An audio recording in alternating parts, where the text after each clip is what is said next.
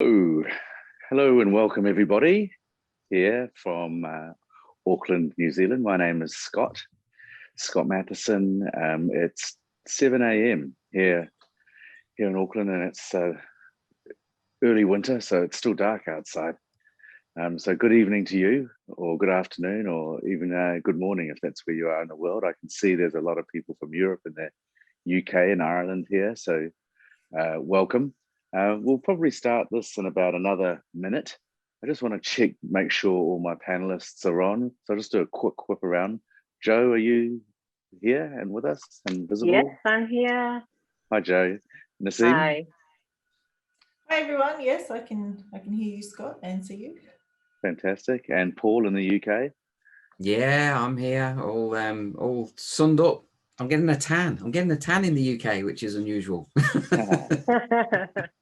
That's good to hear. Fantastic.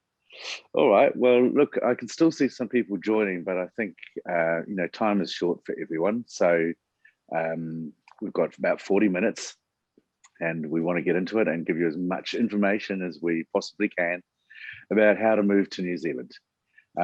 Firstly, I just want to congratulate you all for being on here. We've been doing this whole process for almost 20 years, and we know migration is a big deal. It's not easy, it is hard, but it is worth it. So just the idea, that concept that you're here and that you're thinking about it and you're ready to sort of put the wheels in motion is a fantastic first step. A rugby coach once told me, turning up is winning. So you've turned up. Fantastic. All right. So as I said, my name is Scott Mathieson. I'm just going to introduce all my panelists today, and then we'll just get straight into it. And I'll tell you what we're going to be doing, and then we'll go straight into it. So I can see Paul there over in the UK. Paul Goddard. Can you just say a few words about yourself, please, Paul? Yeah, my name's Paul. As Scott just said, I moved to New Zealand about 18, 19 years ago. So spent 18 years in New Zealand with my family. Had never been before, but wanted a better lifestyle, and ended up getting that lifestyle. Brought my kids up there. I am temporarily over here in the UK at the moment, yeah, can't wait to get back home to New Zealand at some point in the future. But very, very busy helping people like you. So great to see you all on here. Yeah, so Paul's our man on the ground in the UK, and available for questions and consultations. Makes it a little bit easier with the timelines, being 13 hours or 11 hours behind. Okay, and here in Auckland, our two other panelists, our head of immigration services, very important in these days with lots going on, Nassim Lalehzari. Nassim, can you introduce yourself, please? Hi, everyone. I'm Nassim. I think I'm a good New Zealand story. I was born in the US, grew up in Australia, and was smart enough to move to New Zealand 12 years ago.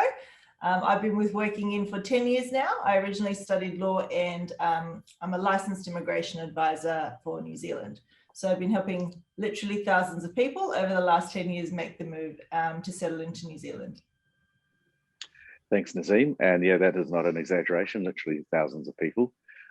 We have come through and acquired visas or residency through Nassim. And our final panelist is our international employment expert, Joe Brayshaw. Can you say a few words? Introduce yourself, please. Hello. Hi. Good evening, morning, afternoon, as Scott said, whichever one that is. So yes, I'm a recruitment manager at Working In. I've actually been with the business myself for on and off for about 15 years. So Working In are very much part of my family, my DNA. You might hear a bit of an English accent. I've been in New Zealand for 20 years. I'm originally from sunny Blackpool, and moved here as most people do for that unique, balanced, lovely, sunny lifestyle. And I've certainly got that, which is great. I'll speak to you soon. Thanks, Joe. Thank you.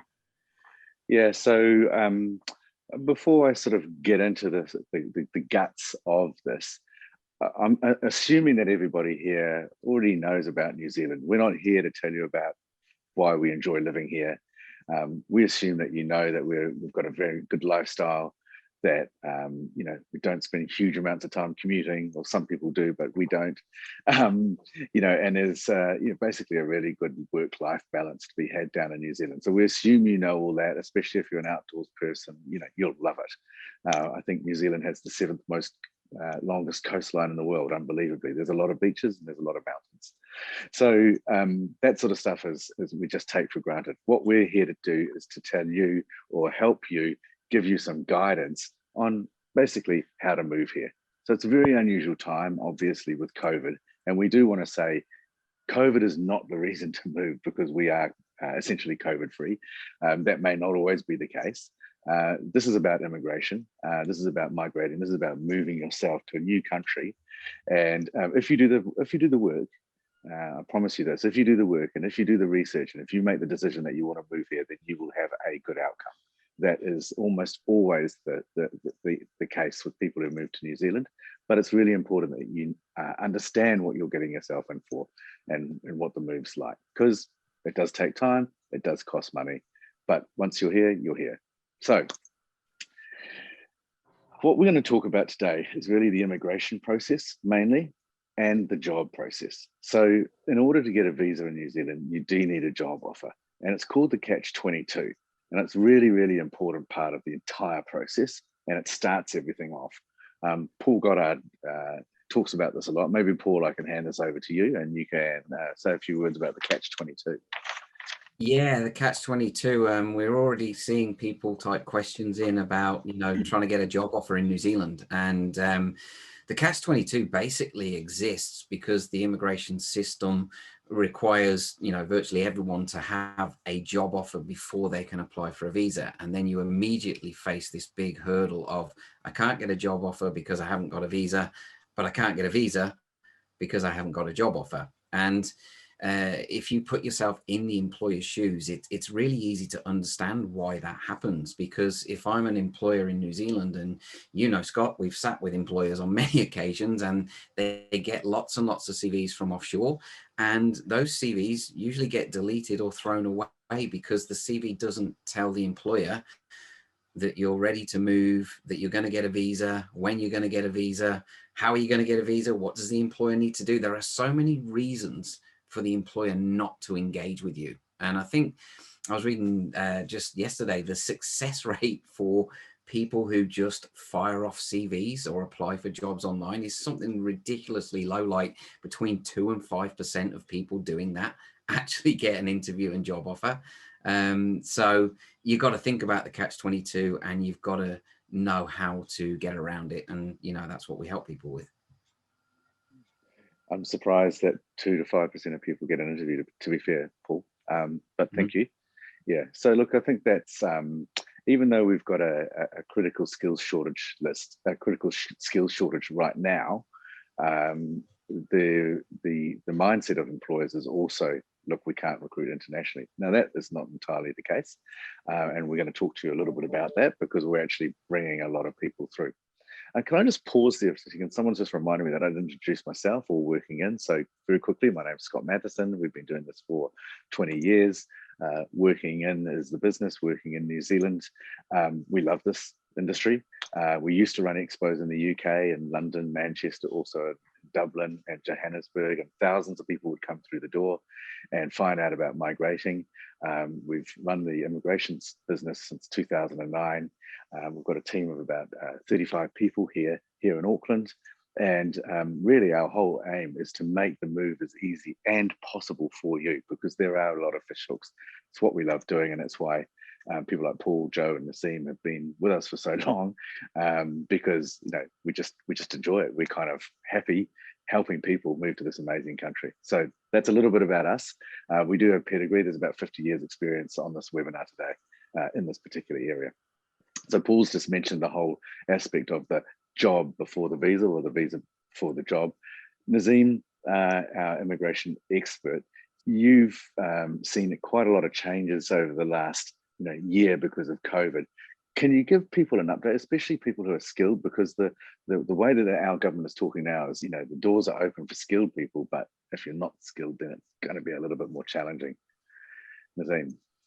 Yeah, sure. So I think like most countries, there was some kind of border adjustment because of COVID. Being an island, we obviously had our borders shut over a year ago now. And during that time, the New Zealand government's kind of moved more quickly along with some of their immigration policy, which was to very, very aggressively target highly skilled individuals. So as part of that, they've been looking at, who can come through the border now. So the sorts of people that are able to actually still come to New Zealand, despite our borders being closed, they get an exception, are highly skilled individuals, either in health or in infrastructure, and then some other, celebrities and stuff, which always get a free pass to everything in the world anyway. So there is still an ability for those that have very unique and specialist skills, even while our borders are closed, to be granted a border exception. And we've been doing those for over a year now as well. Exactly right. However, the government has indicated that there might be some loosening of the borders on January 2022, is it? Yeah, so the last couple of weeks, we've had the New Zealand budget announced, as well as some parliamentary speeches specifically around immigration. So the Treasury specifically noted that the budget was planning and based on the fact that the borders would be significantly loosened from the 1st of January 2022. That's only like 6 months away. So it's not that long, specifically when you're looking to move to the other side of the world. So the government's making, quite deliberate and what we think is quite bold statements about the need for skills to be coming into New Zealand relatively quickly. Thanks, Nassim. Yeah, look, and we're talking to employers on a daily basis, and I'll be handing you over to Joe in a moment. And where they were very reticent to even look at international candidates for the last year, now they're recognizing, wow, I've got some big projects going on in 2022. We better start looking now. So the tide has turned in the last couple of weeks, which is why we're running this webinar. It's quite exciting, really. There is definitely a noticeable change. But before sort of we dive down that rabbit hole, I'll introduce you to Joe. Joe, what's happening in New Zealand? What's happening with unemployment? What's generally going on with the economy? What's the job market like out there? You're talking to employers all the time. Yeah. So there's an absolutely huge demand for skills in New Zealand, and because the borders have been closed essentially to a lot of workers for the last 12 months, then that's sort of creating a bit of a perfect storm where they haven't been able to bring people into the country that they need, and so there's a bit of a catch-up situation going to be going on. And so across all industry sectors, so we're talking about engineering and construction, IT, healthcare, lots of different sectors where the needs are huge. And because the borders are, there's talk of the borders opening in January next year now, employers are genuinely starting to be interested in engaging with candidates. We all know that the process can take, maybe 6 months. From starting the process to moving to New Zealand. And so now is the time to really get prepared for that process so that you can be here to meet those needs. Yeah, thanks, Joe. I mean, I think that's absolutely great. You specifically work in the healthcare sector. What's happening there? What's the demand? How does that all work? For those people, sorry, I know everybody is not on healthcare here, but if there are, this is the time to listen to Joe, who's our healthcare specialist. Joe. That's right. Yes. Well, I am representing the recruitment team today, but I specialise in healthcare, and so healthcare professionals have been very fortunate during the border closure because critical health workers have been open to being able to enter New Zealand with the special visa, and so it's kind of been a little bit business as usual. It's been a little bit harder. The process has been a bit longer, but as per the global trends, New Zealand is very short of health workers, and we're talking right across the board here. Some allied professional roles, lots of nursing roles, GPs, incredible shortage. So it really is, time to get started. And I suppose with health workers, because you can move now, get ahead because the borders and visas going to be very busy in next year in 2022. So I would say get started now and get ahead of that rush. That's good. And one thing to note is that if you are a healthcare professional, you do get a visa and you are to come here, your partner can also come here on an open work visa. Is that correct? Yep, that's right. So normally at the moment with a critical health worker, then they'll be the principal applicant for the visa. And we apply for, if you're coming with your partner or your children, then we apply for all your visas at the same time. So you and your family can all move to New Zealand together. Great. Thanks, Joe. And Paul, I see there's a few people going, well, how do I get a job? What's the process? And, how does it go from here? I can imagine it feels insurmountable if you're on the other side of the world. Can you give us a sort of insight into the steps? Yeah. I mean, getting a job offer, I mean, everyone's, it's the major hurdle that people immediately face. And we've got an employment strategy that can assist with every aspect of getting a job. You've got jobs you can see online, and we've got Joe and our recruitment team and people there.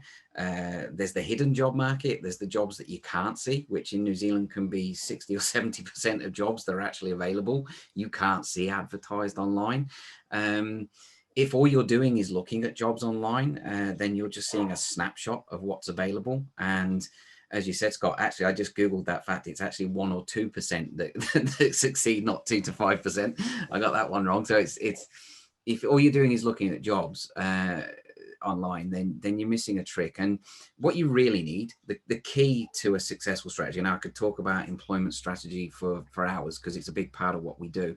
But the key is you've got to remove the barriers that stop the employer moving forward. If you don't remove the barriers that stop the employer moving forward, how can the employer move forward? It doesn't matter how skilled you are. If they've got doubts about your move, or doubts about when you can arrive, or doubts that you're going to get a visa, it's just too risky. And they've got choice. They'll choose somebody where they haven't got the doubts, and our clients, any employer that we're interacting with our clients, we remove the doubts for the employer. But if you're just doing this on your own, how can you prove that you're skilled, eligible, and ready to move? You can tell an employer you are, but that doesn't answer their questions. And, that really is the key. It's having that support around you on the ground in New Zealand. That's why most people use us, is because working in are on the ground in New Zealand, talking to employers all the time. Yeah, that's right. I mean, it does make it difficult from afar, but we make it, we're essentially a bridge, aren't we? Nassim, now, once people do get a job offer, what is the process? Can you update us on that? Give people clarity around the essential work visa and the residency options, because I'm sure most people that are on this webinar will be interested in permanent residency or potentially citizenship at some stage. So assuming it's normal times and we don't have the borders closed as we do, which includes the additional step, the normal process is to apply for a temporary visa first. That's because, number one, it's quicker. It allows you and your family to get your visas to be able to do what you want to be doing in New Zealand. For you to start your job sooner with your employer. Happy employer, great. Your partner will get the open work visa. And then your children will get dependent visas depending on their age. So if they're babies, they'll get visitor visas for the same length of time as yours. If they're school age, they'll get visas to attend school. As domestic students, so we have wonderful public school systems and an education system here, so they would attend school. At the same time, we're always working with you to prepare your residence application. I saw a comment somewhere that said, oh, I don't have quite enough points. That can happen, that's okay. We've had lots of cases in the past where the individuals come to New Zealand, started work, and then after a year, they've been able to claim additional points because they've either got additional work experience that now moves them into the next bracket, or they can now claim points for specifically for New Zealand work experience. And so then they've moved along that points continuum, and now they've got additional points that they can claim for a residency application. So A lot of times you've got 2 applications that you're working on concurrently. The idea being is that we submit that residence application as soon as you're happy to and you're eligible. Okay, so what you're saying is, Nazim, is you get your work visa first, and then potentially you can apply for your residency either at that time or sometime in the future, Correct. Depending on your points. Yeah, okay. And Paul, if I just come back to you, because obviously there's a lot of risk here. One of the things that we do is this is basically an assessment or a check. We've got all different sort of terminology for, but it's just a way of making sure that people can assess themselves to see whether they will meet the criteria, and also to see, how they will fit into the job market. I'm seeing lots of questions here, and keep them coming, by the way. If we can't answer them on this call, we'll answer them individually later. But you might feel, well, how am I going to find a job?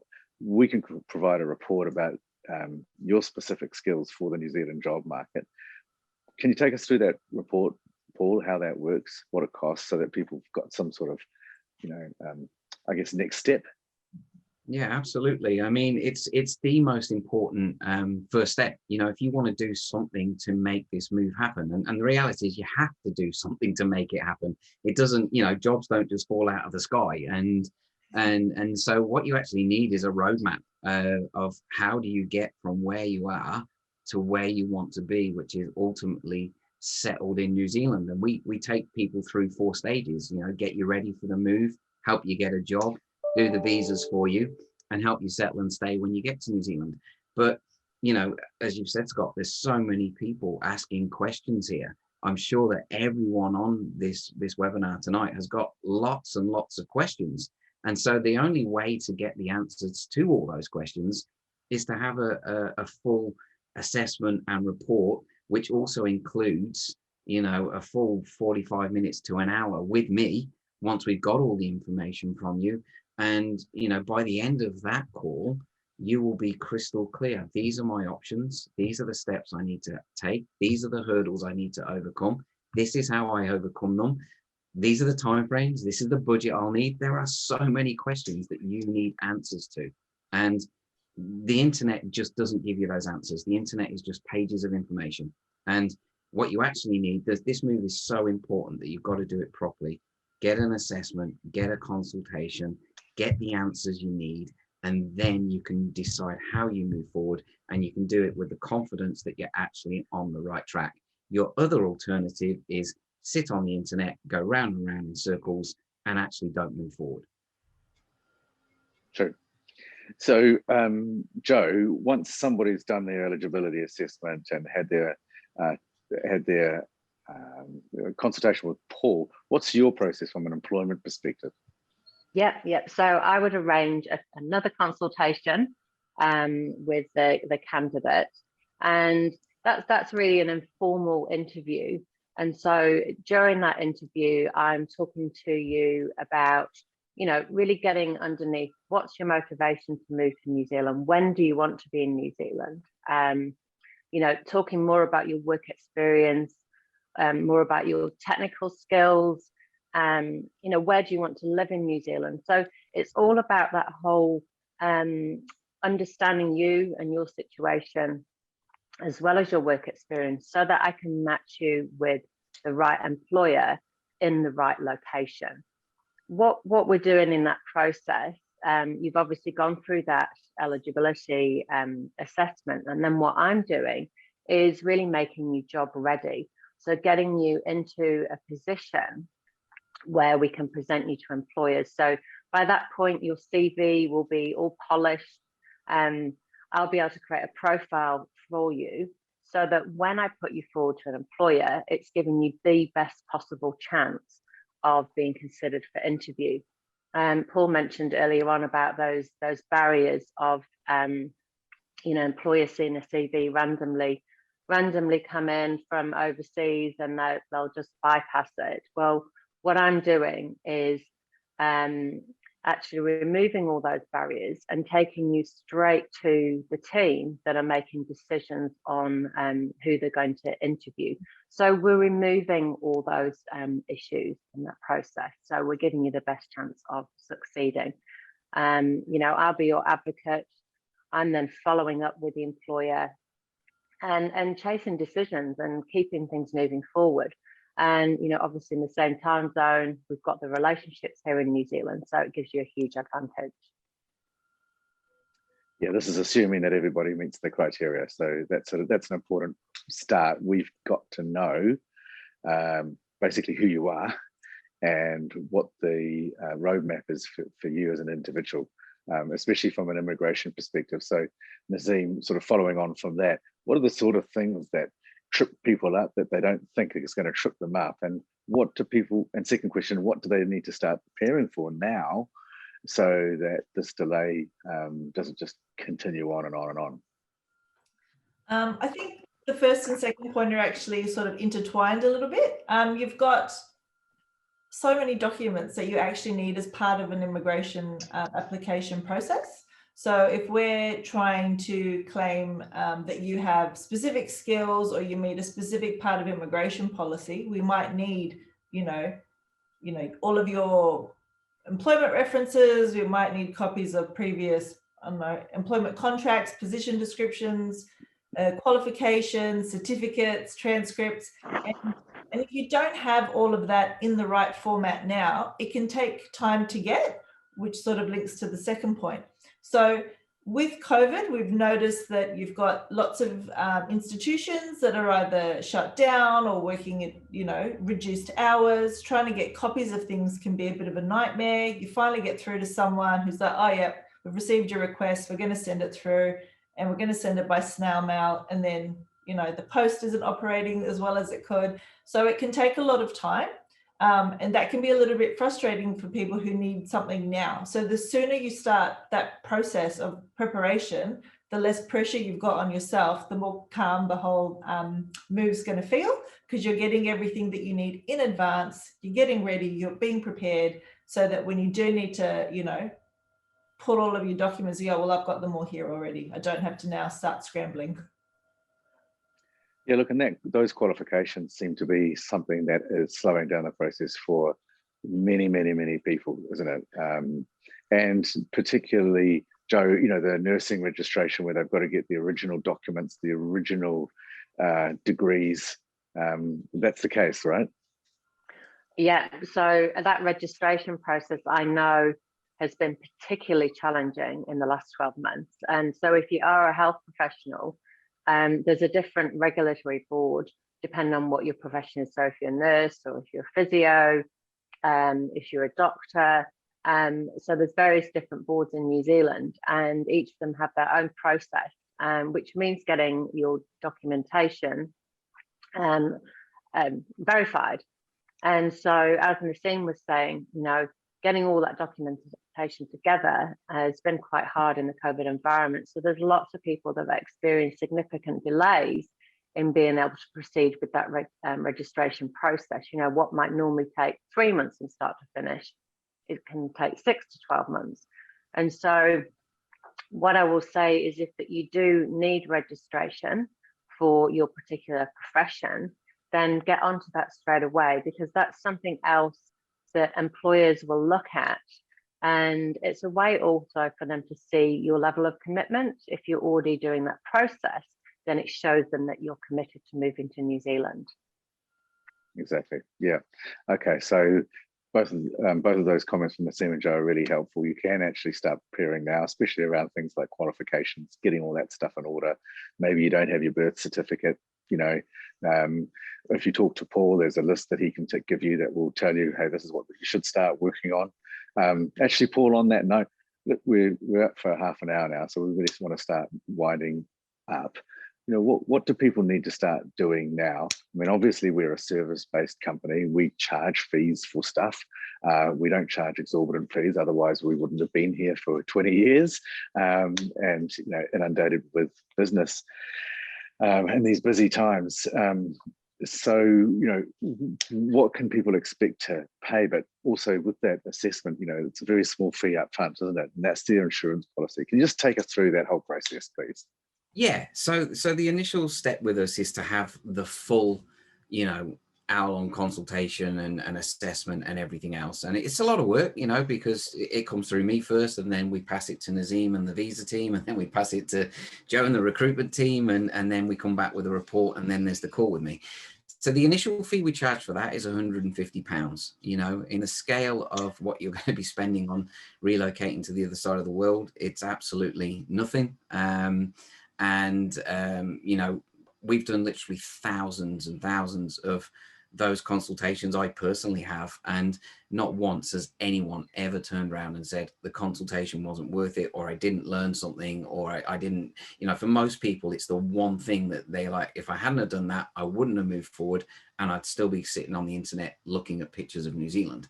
So £150 for that is the first initial commitment. Then you're not committed to us at any point to do anything else. As part of that call, I'll then run through the costs of visas and the fees you pay the immigration service, etc. So you've got a real clear idea. And it depends on the service you need. You know, if you only want a temporary visa, that's going to be less expensive than if you want temporary and a residence visa.